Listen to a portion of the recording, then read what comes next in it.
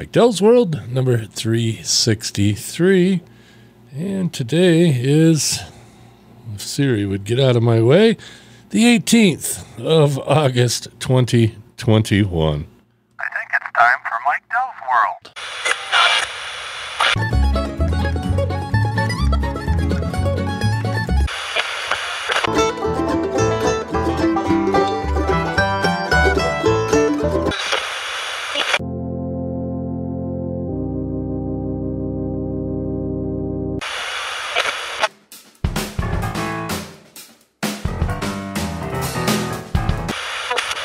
There it is. And good morning, good evening, good afternoon, whatever the case may be. In this case, it's 10 o'clock at night, and just relaxing here out in the studio, catching up on a little bit of work I needed to do during the day, but got distracted. So I figured, what a better time to flip on the microphone and see what is going on. My gosh, 2/3 of the summer's over with. Where did it all go? Time flies when you're having fun. And of course, as you know, I like to talk about vehicular matters. Well, we're making some major changes around here. A couple weeks ago, we were sitting there in the easy chairs in the living room, watching a little TV, relaxing. And my wife looked over at me and said, "You need to go buy a pickup truck." I looked at her and I said, "Okay. I've been talking about it for, a year." "Okay, what made you change your mind?" And she says, "Well, I think we need to sell the motorhome. And then we're going to get a pull-behind camper." "Oh, okay, that sounds like a good idea." I'm going along with it. So I buzz over to Kalkaska to the Chevy dealer that I always go to over there. Of course, they only had 2 new ones on the lot, but they had several nice used ones and not too ridiculous prices. But one I found that was higher mileage, but I also saw in the paperwork in the glove box and the sticker under the hood that the engine had been replaced less than 40,000 miles ago, and it had the active fuel management delete option, which is awesome because that's one of the main problems with that vintage of Chevy. So I picked up a 2013 Z71 Chevy, a pickup truck, and it's been great. I've been driving the Loser Cruiser van as my primary for too long, and the other van my wife took over. So anyway, we're getting rid of the motorhome. That should be gone tomorrow. Got people looked at it today, and they're supposedly coming back with money tomorrow. So that'll be gone. The wife's Highlander, we're going to give/sell that to a friend of ours. We're going to sell it to her, but she'll be, anyway, not important. She's going to get the Highlander. And in trade, I'm going to get back a Subaru that we used to own that I totaled, and it wasn't really that bad. And we gave it to her, and she drove it for the last 4 years.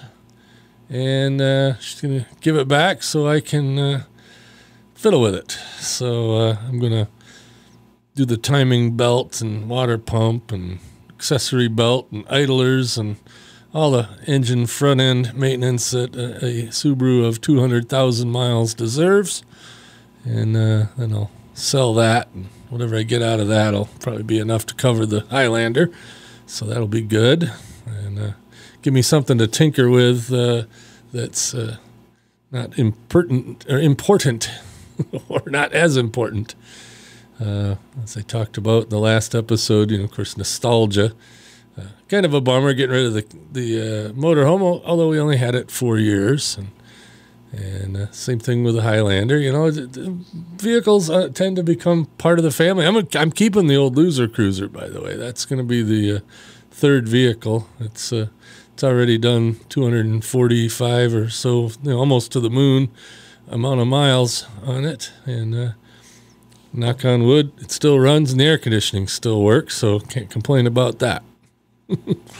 But anyway, So that's what's been going on here. We probably won't bother with a camper trailer till next year. We hadn't even unwinterized the motorhome yet, so it's leaving us winterized. And although I'm pretty sure the people that are buying it will get it all ready to go and probably be camping in it this weekend, and don't blame them. It's a nice camper and all that, but yeah, just life gets in the way. Same thing with making time for podcasting. I'm pretty good on Podcast Insider as far as that goes, keeping up on the weekly schedule, but I got lots of help with that one. This one and Podcast Help Desk, it's all up to me, and sometimes I'd rather just sit on my butt, frankly, although it's what I'm doing right now, and I'm putting out an episode, so I guess that's good. Let's see what else has been going on.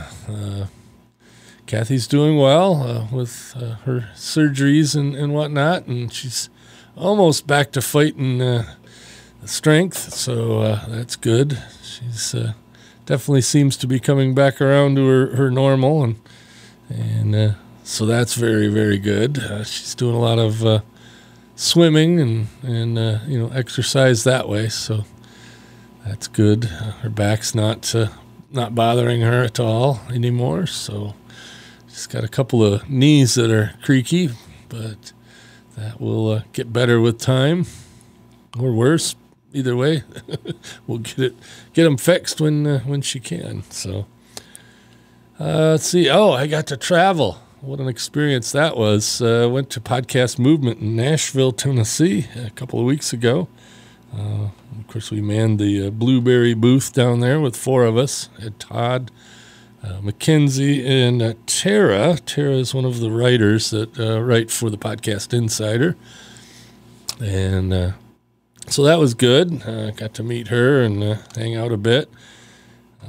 The highlight of the show, of course, was Questlove. Now, you wouldn't think I'd be the type of guy that likes DJ style performance, but I have to say that was quite impressive. And then those of you that don't know who Questlove is, he's the band leader of the Tonight Show now with Jimmy Fallon, and of course the group's called The Roots. I don't know if he is the band leader of The Roots specifically, but I think he's the most famous one of the group. And anyway, he did 2 hours on stage at a bar in downtown Nashville, and I'll probably screw up the name of the bar, but I think it was the Wild Horse Saloon. Anyway, it was a big bar, big stage, huge dance floor, 3 open bars. Probably, I'd say there was a couple thousand people crammed in there, or 1,500 anyway. And, of course, you might call it a super spreader event. I'll talk more about that, as far as the conference goes. But Nashville was interesting. We stayed at the Gaylord Opryland Hotel. And, of course, I flew Delta Airlines. And when I got to the hotel, I was staying in the Delta Tower, and our conference was in the Delta Conference Center. And of course, everybody's worried about the Delta variant of the COVID-19 virus. Thought that was just a little strange that everything was Delta. But the hotel was nice. It was big, and I describe it as a food desert. Now, it was all tropical. It was, I don't know if you've ever been to Opryland Hotel, but it's huge. It's stupidly large. I call it that just because, you had to walk an inordinate amount of distance to get to your room from the front desk. And, they had bellhops and whatnot that would do it for you, but, it just seemed very much like it was just too damn big.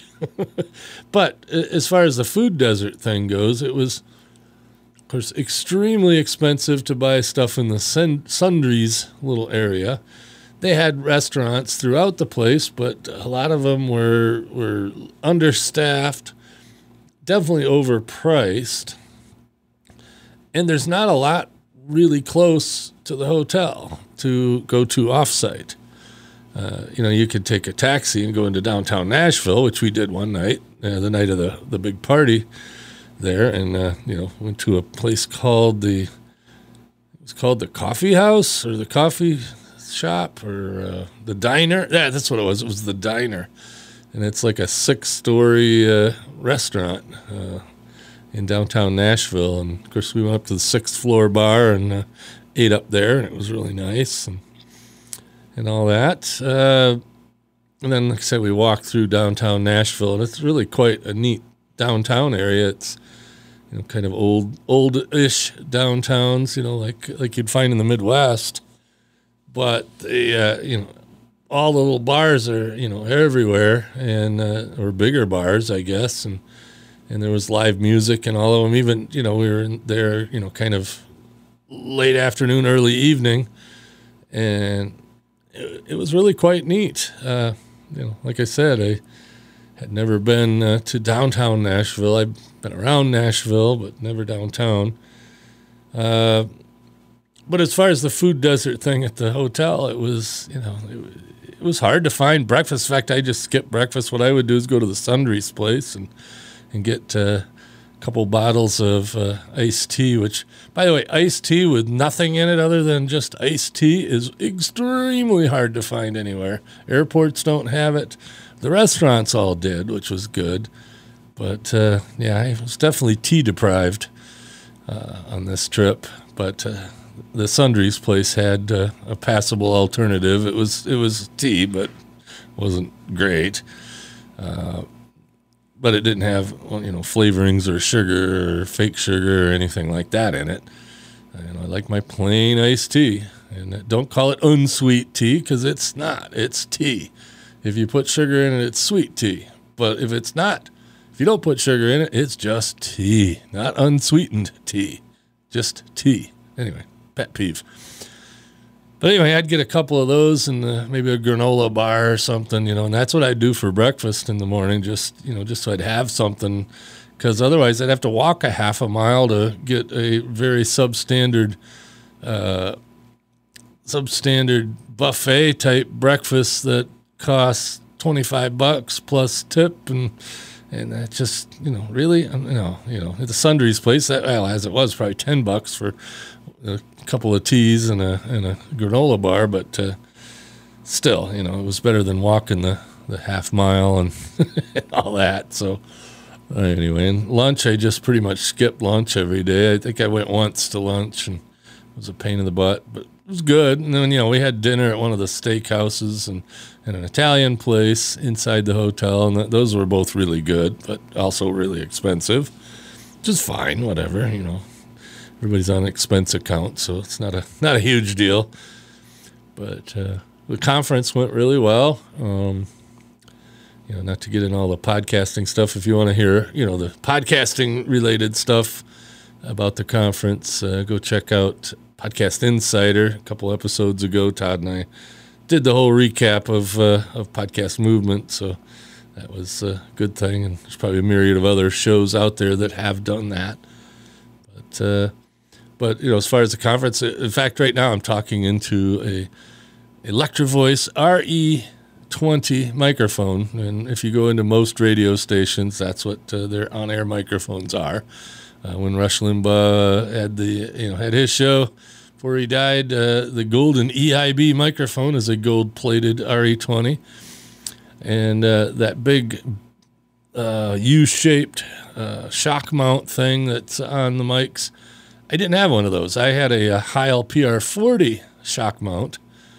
And anyway, I went to the Electro-Voice booth and, got to talking with a guy there, and he was into bluegrass music and Zydeco and whatnot. So we talked about music and whatnot. And I said I had an RE20, but I've got a Heil mount that worked. It worked fine, blah, blah, blah. And he's, oh, no, we can't have that. And he reached behind the curtain and gave me a shock mount, an official Electro-Voice shock mount. So anyway, and I'll give him a little plug there. It's model 309A.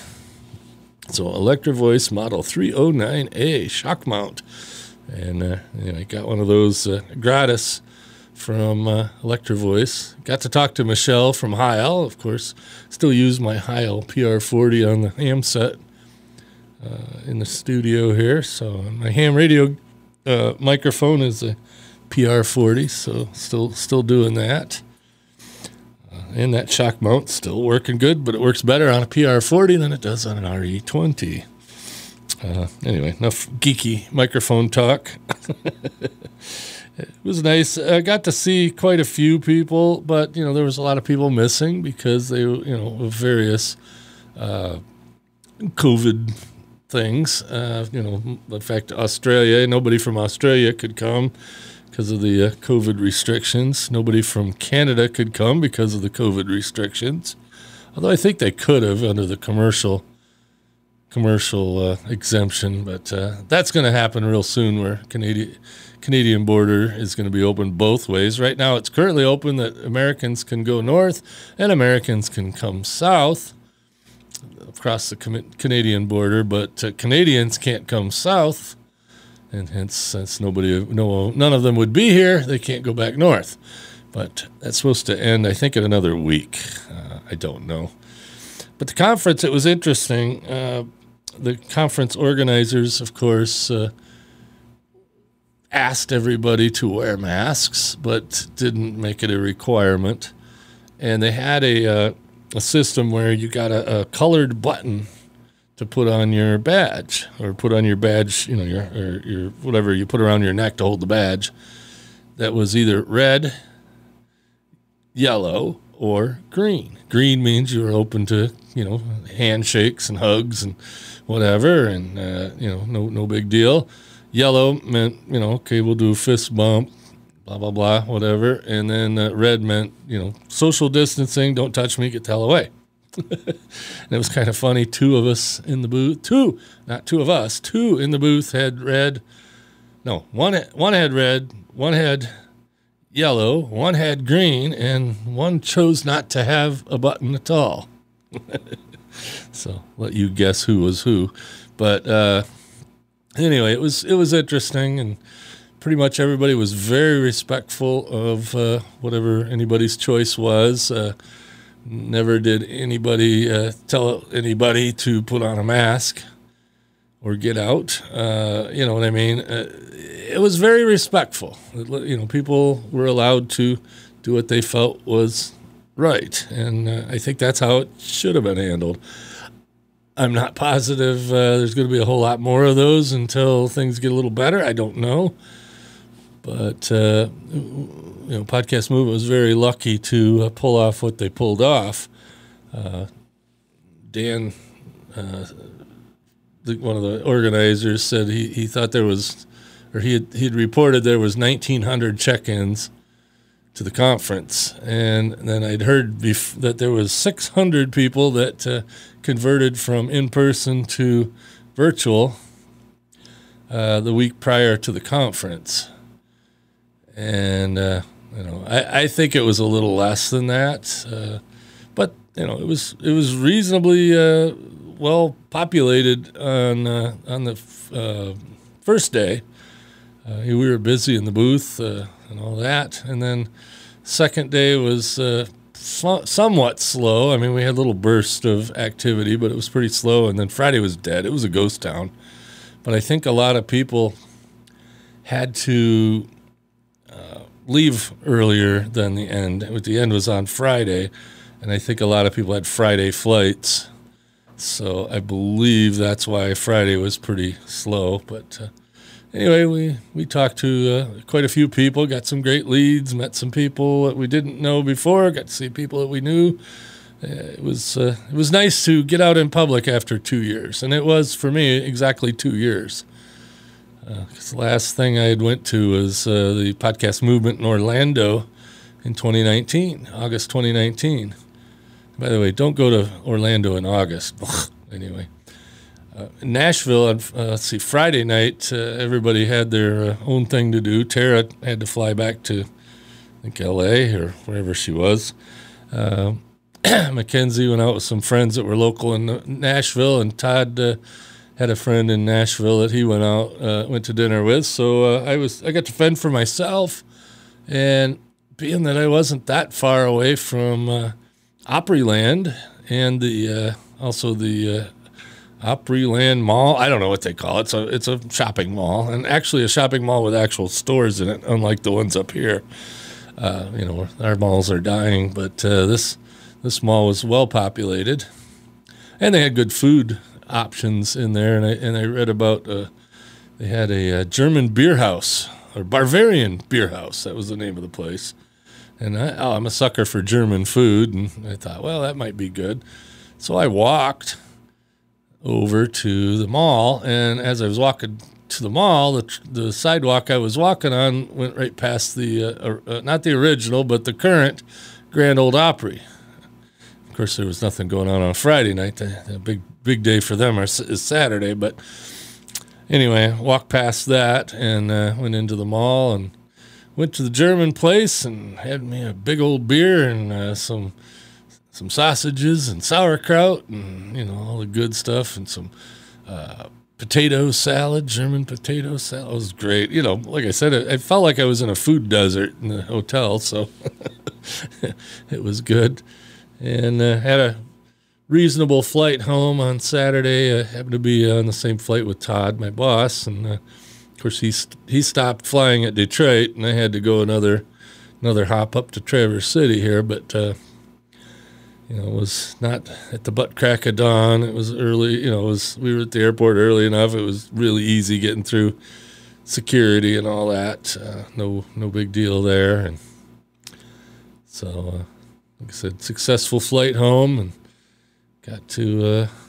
got home about 4 in the afternoon, and I collapsed. And all day Sunday, I was just a zombie. All the walking and standing and talking and running around and all that stuff, and my legs were sore. I hadn't been used to that. As much as I do, walk, I go out on intentional walks, but not as many as I probably should. And I definitely don't stand around like that. I have this stand-up desk in the office here, but, I pop it up for maybe an hour or two a day. I'm not standing there for 8 hours a day. And I wasn't standing totally 8 hours a day, but I also wasn't walking 5 miles a day or 6 miles a day. I think one of the days, the one that as I was flying home on Friday, I ended up getting like 14,000 steps, but the rest of the week I was in the 18,000 steps, which pretty close to 6 or 7, 8 miles, something like that. And he said it took me a few days to quit being a little sore. But it was good, good to get out, good to see people. As far as I know, there was no big super spreader event or anything as far as the COVID stuff goes. I'm not particularly worried about it at this point. So and now it's been, well, not quite 2 weeks, but close to 2 weeks. So I think I'm out of the woods for if anything was happening down there. That's a good thing. And so that's my story. I'm sticking to it. Sorry I'm not more regular on this, but again, you guys don't want to hear me apologize. So thanks for staying subscribed. And I'll try to be more regular on this, but I don't know. I think I'm going to be taking an adventure. Let's talk about this for a minute. I've been thinking a lot about how connected we are. And, I'm guilty. I've got the iPhone, and, it's on 24/7, and, it's just like I'm never out of touch.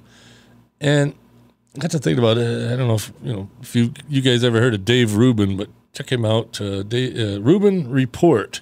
It's the name of his podcast and YouTube videos and all that. But Rubin Report. And he unplugs for the whole month of August. And he's strict about it. He locks the phone in the safe. The only technology he uses is non-connected Kindle. So he, loads, and a lot of times he doesn't even use that. He uses real books. And he'll literally be off the grid for the entire month of August. and he avoids all news, anything like that. And he does connect with his family or whatever, and spouse and whatnot. But he's just off the grid. And then he'll have a show September 1st. This year, Adam Carolla is going to be doing it, where they tell him what all happened while he was off the grid. And he's got a lot of stuff going on this year. I mean, the whole thing in Afghanistan pullout, and what's his fucking New York that resigned, the governor, Cuomo, because he was a critic of Cuomo for sure. So he doesn't know anything about that. So it'll be interesting to hear that show on September 1st when Adam gets to inform him of all the crazy stuff that's been going on. But I'm thinking I want to do a mini version of that. Might even just be a day. But I want to take a day off from work and get in the truck, have a few podcasts queued up, non-topical ones queued up to listen to, and then, go drive. No particular destination. In fact, I was thinking, I used to do that medical route up north. Start out here in Traverse City at 7 in the morning, and I drive up to Charlevoix, then Petoskey, and then from Petoskey I'd make my way down to Gaylord, and then from Gaylord I'd buzz over to Alpena, and then down to Tawas, and across to where was the last one? Grayling, on the way home to Traverse City. And I'd get back about 3:30, 4 o'clock. That was a good, 300-mile drive along the Lake Michigan shore and the Lake Huron shore, and across the state in a couple spots. And it's a very scenic drive. I used to do that every Sunday. I'm thinking I may want to just do that randomly on a Friday. And, just like I said, unplug from the world. I'd probably even turn off the phone. Oh my gosh, being out of touch. But we used to be out of touch all the time. So, okay, I can be out of touch for 6 hours or 7 hours. Let's, that might be therapeutic. I don't know. We'll see. Maybe I'll get an audio book and put that on in the car, and we'll call it good. So anyway, with that, let's get out of here. I'll let you know how that goes if I do it. But we'll see. Anyway, thanks for staying subscribed or following. I guess that's the new thing. And be sure to check out, if you're listening on Apple Podcasts, by the way, be sure to check out newpodcastapps.com. Make sure that's the right URL, and try a different app. The problem with Apple Podcasts, I got to think and type here. Newpodcastapps.com. Yep, that's it. So go to newpodcastapps.com, and any of those that are listed as an app, try it out. Just give it a chance. There's apps for iOS, there's web apps, there's Android apps, there's Linux apps, Windows apps, Mac OS apps, all kinds of apps to listen to podcasts. And the thing with Apple Podcasts is now when I put this episode out, which is probably going to be about 11 o'clock p.m. On the 18th, it probably will not show up on your Apple Podcasts until sometime, 3 in the morning, 4 in the morning. But if I did this at 7 in the morning, you wouldn't get it till noon sometimes. Apple's fundamentally changed how you're subscribed. They call it now follow, but they fundamentally changed it. So you're no longer subscribed directly to my feed. You're subscribed to something at Apple. So Apple has to update before you get it. But if you download Podcast Addict, well, no, I guess you wouldn't do that. That's an Android app. But try Fountain. There's Podcast Guru. No, that's Android. Sorry. Let's find some more iOS. Hypercatcher is a good one. Breeze is a good one. Antenna Pod for Android. Another iOS.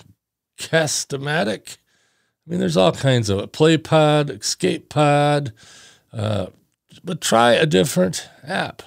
Podfriend.